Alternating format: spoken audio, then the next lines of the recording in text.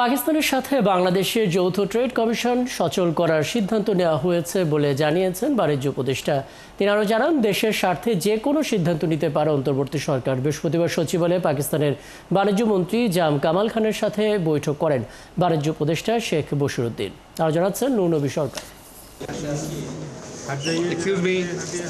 বাংলাদেশ সফর করছেন পাকিস্তানের বাণিজ্যমন্ত্রী জাম কামাল খান।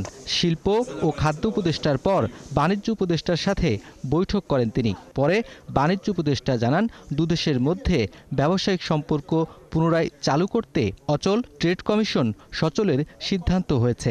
সক্ষমতা বৃদ্ধির লক্ষ্যে আমরা আমাদের যে জয়েন্ট ইকোনমিক কমিশন আছে সেটাকে আমরা নতুন করে আবার চালু করার উদ্যোগ গ্রহণ করার জন্য আমরা একমত হয়েছি।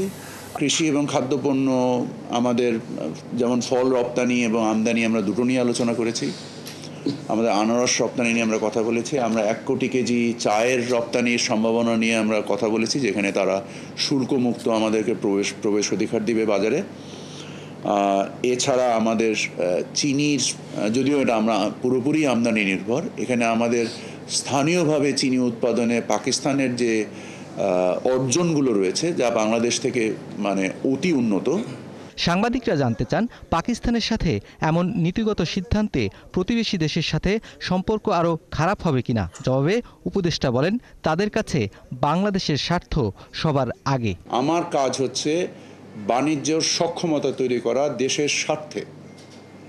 আমি বাংলাদেশের স্বার্থে কাজ করি।